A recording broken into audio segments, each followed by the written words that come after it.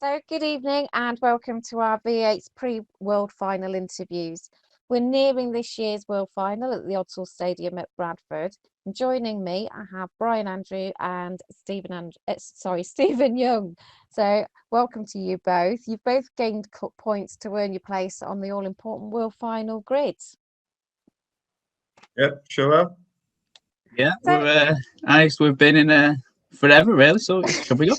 yeah, because you're both there on row 4, I believe. Yeah, row So, four. It's a good row this year. I'm unsure about the foreign entrance. That'd have been a bit better, but So, how do you feel your preparation for the World Final has gone so far? I'm going to come to Bryan first. uh, as good as can be, really. We, we always start off the year saying we're not going to chase the gold again because getting a bit fed up of getting second all the time and every other place, and then we seem to end up with a load of points mid-season and think, oh, why not? Let's just keep going. So no, we've done quite well this year, to be honest.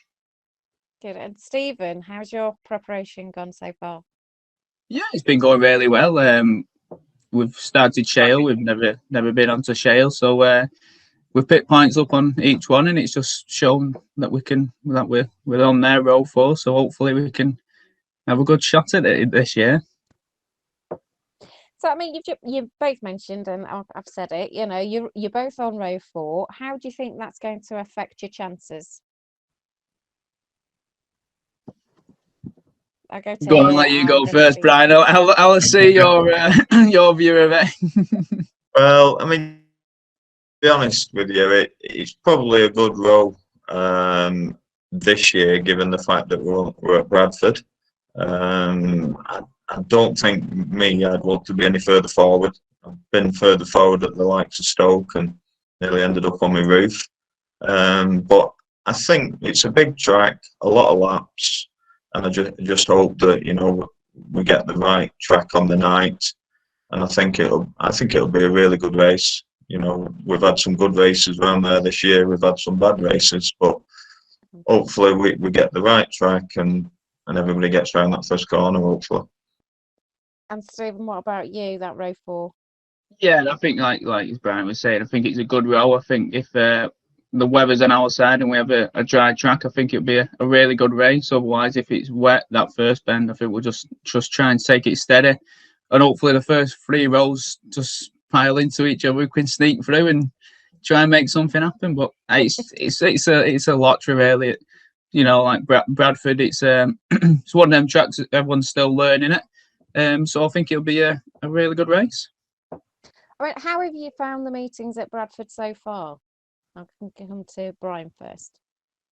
I mean, to be honest with you, I mean, I did race back there in the early '90s when we had the few races there, and I remember a track that went down to tarmac because we went the night after the Formula Ones, and it was just such a big, fast track.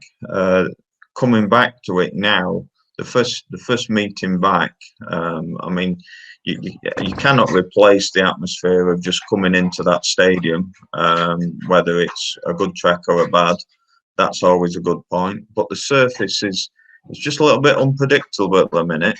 I mean, I for one are watching pretty much every single race I can on the internet just to see different surfaces that appear, and I think it's just going to be a matter of setting it up on the night when you get there, because it's, to be honest with you though, it's a good old stock car track from like years gone by. These tracks have gone very racy tracks, and potholes and bumps and everything. It's like it's gone back 30 years. We just need barrels. That's all we need.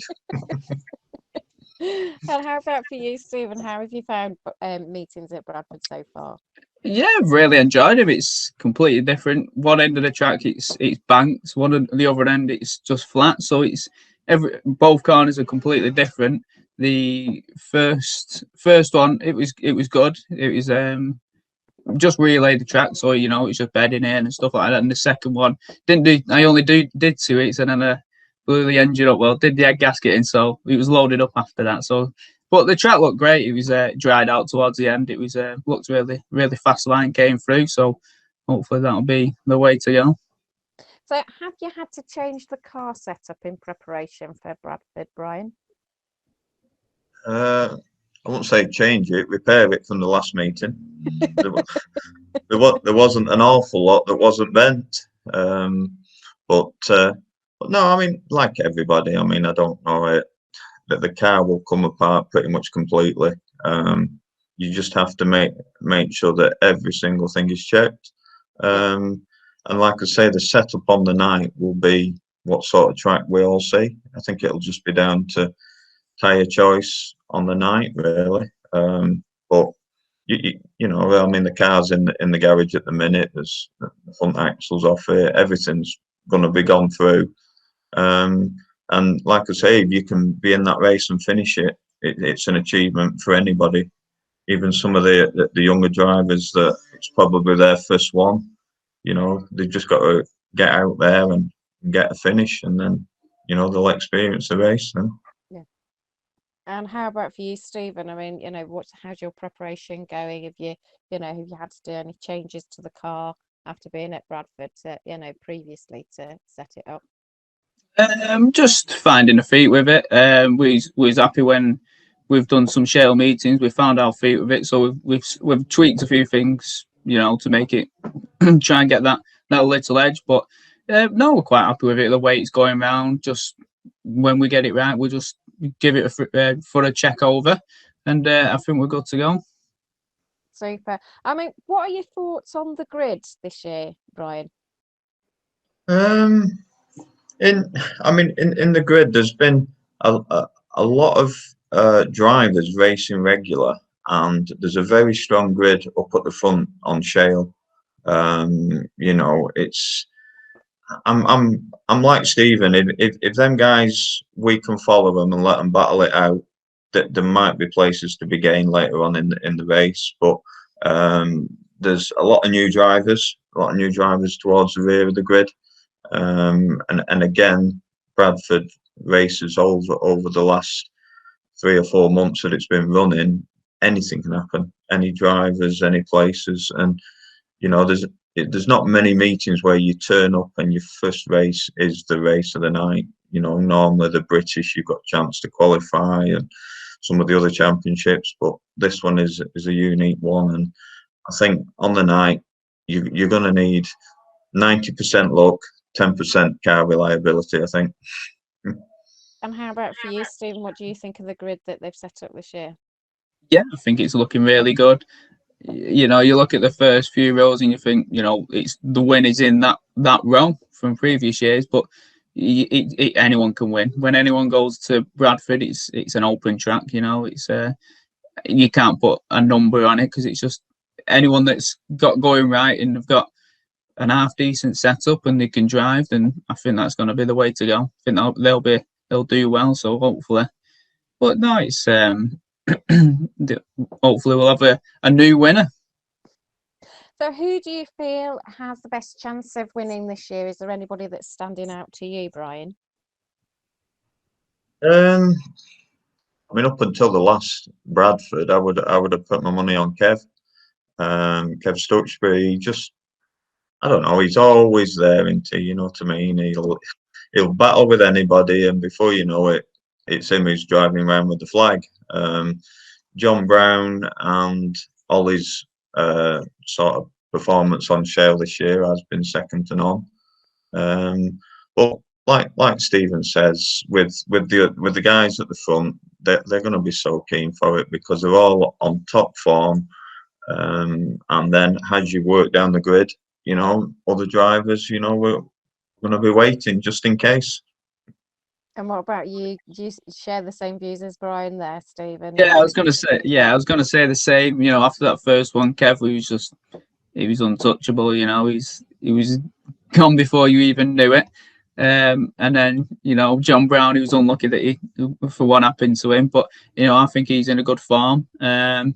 But I wouldn't count Guy out, to be honest. He's there. He's been going well. He's sort of a bit of an underdog really at the moment. So, I mean, if taking it on a personal level, what would it mean to yourself if you actually won that world final, Bryan? Gosh. Probably mean 12 months racing and then retire finally. But no, it would mean a lot, you know, don't get me wrong, from racing in the late 80s, as it was the national race, right up until now. There's always a hunger for that gold roof, just to be an option to take number one. And like I say, it would finally fulfill a bit of a dream, really, to just get on that top slot. Been so close so many times, and you know, it must happen one day, I'm hoping. Yeah, it's there for you somewhere. Yeah, Steve, yeah, that's it. and Stephen, how about yourself? I mean, you know, going on to Shale, if you won that world final on a Shale track, what would that mean to you? If that happened on Shale, then we'll tell everyone to turn the tracks to Shale. You'd ignore all those tarmac tracks then. Yeah, Don't forget that's your dad. it. Oh well, yeah, we'll get that past him. But no, if we was to take that top step, I can't even imagine what it'd be like, because we've been racing over many years, and you look and you number one is the one. So it's to be that person would just be, it would be so special. It'd be unbelievable. Thank you so much for joining me this evening. The best of luck to you both for Bradford. I will see you there, and I hope it all goes well.